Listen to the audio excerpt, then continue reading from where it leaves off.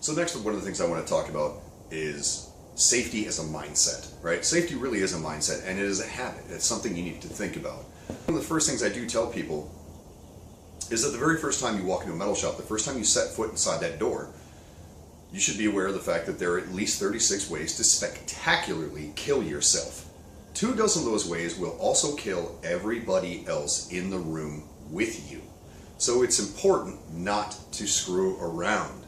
This is not a place for horseplay. This is not a place for joking and screwing around on practical jokes. You want to do that? Go do that at home, do it outside, do it somewhere else. You should also never be handling a piece of equipment that you are not familiar with.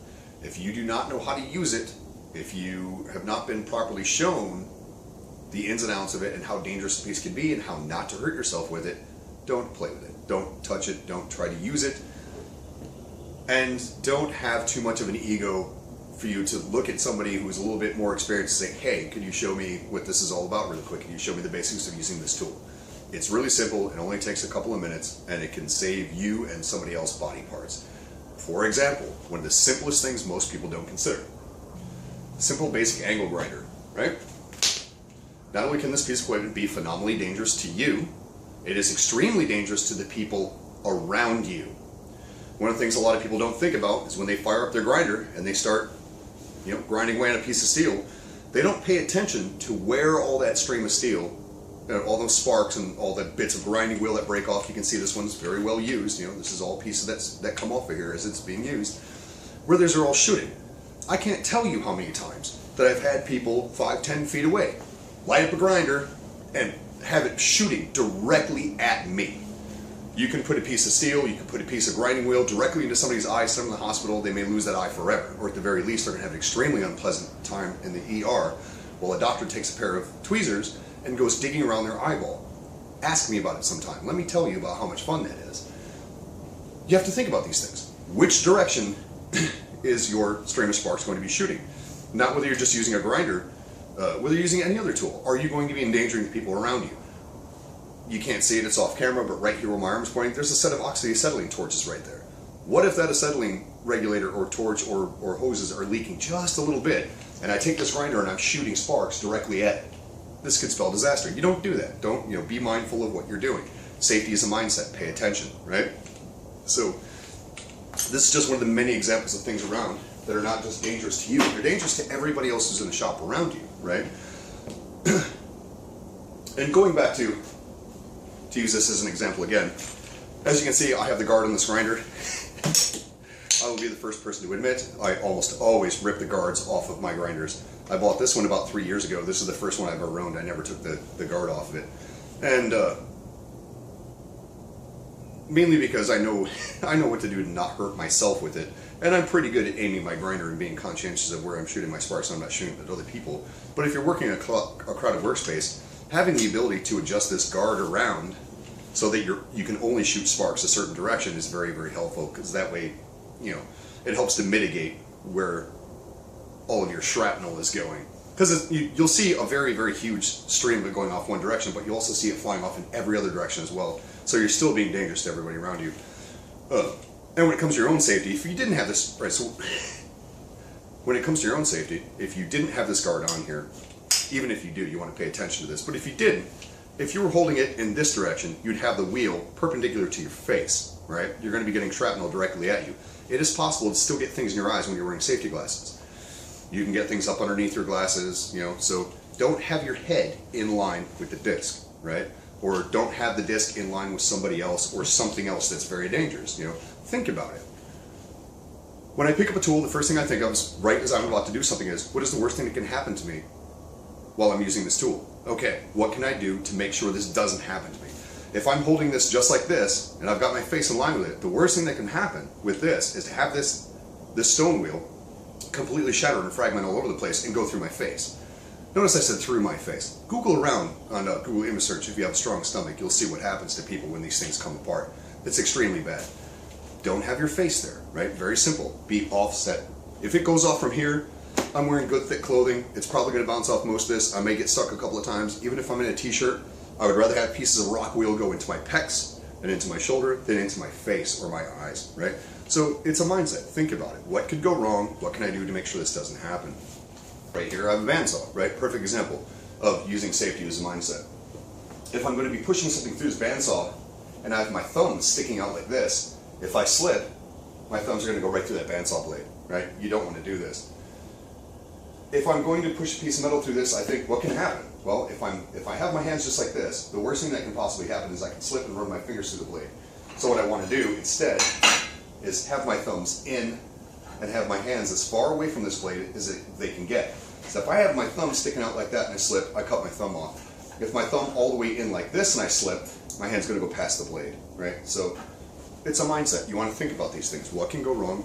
How can I make sure that I don't, hurt myself terribly when something goes wrong? It's not an if, it's a when. To give you an example, let's go back to safety glasses. Okay? As I mentioned earlier, I've been at this for over 35 years. When you do something all day, every day, if there's only, say, 1% chance daily of something happening to you, if you were a tabletop gamer, you roll the dice, oh, no one, you didn't get a critical failure, right? So you're good for that day. Next day, you roll it again. If you roll those dice every single day, if you take that 1% chance every single day, sooner or later, you roll a 1, right? So over the course of 35 years, I've been in the hospital now on 6 separate occasions just to have things removed from my eyes. And of course, the very first question the doctor asks is, why didn't you have your safety glasses on? And I look at them and tell them, of course I have my safety glasses on. I'm a professional. I'm a properly trained professional. Of course I was wearing my safety glasses. And then I look at them and tell them, as a healthcare professional, you should understand this one simple fact. Because, they have to wear masks and gloves and stuff like that too. They have their own version of personal protective equipment. PPE is a prophylactic measure, which means it reduces the chances. It doesn't eliminate the possibility. I have been wearing safety glasses and have had pieces of metal come up through here, bounce off the lenses, and go in my eyes. On one notably horrific occasion, I was wearing safety glasses just like this. I also had a full face shield on, and I was using a particularly silly tool, which I'll discuss in another video, that we call the death wheel. A lot of people in various different industries have different tools that they call the death wheel. This thing really is, we call the death wheel for a reason. Essentially, it's a 4.5-inch cutting disc mounted on a 35,000 RPM, 1.5 horsepower pneumatic die grinder, right? That disc is rated to spin at 18,000 RPM. We're spinning at about 35,000 RPM.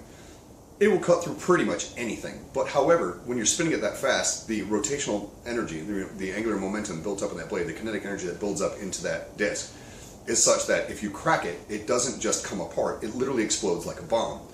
Well, I had one of these go off in my face. I was laying underneath a piece of metal like this, laying on top of another piece of metal, and it went off, and it was like a horrifying game of ping pong. These pieces were bouncing off the steel plates everywhere with me in between.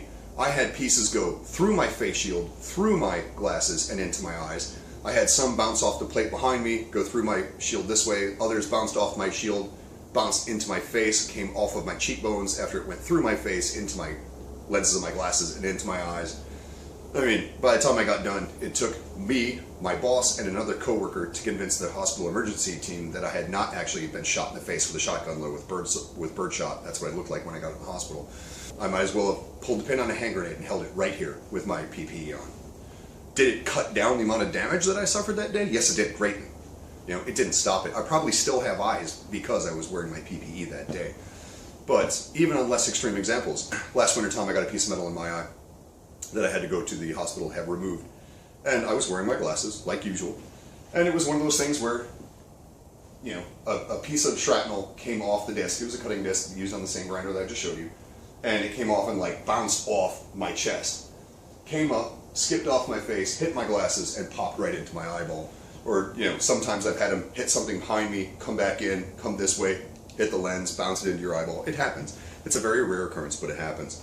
Now, this in no way, shape, or form is an argument for not wearing your safety glasses. This is not what I'm saying, so please don't take the wrong takeaway.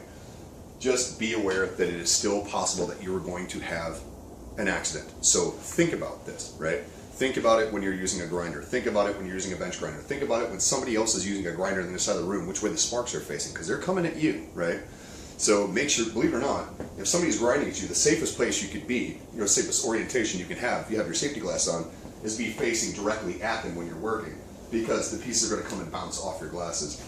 If you're at a more oblique angle like this, it's possible for a piece of shrapnel to come in the side, bounce off, and still hit you in the eye. So be aware. Safety is a mindset, it's a habit. So get into the habit, get into it early, think about it every time you step in the shop, think about it every time you're about to do something, right? It's a habit to get into, you should get into it early and practice it.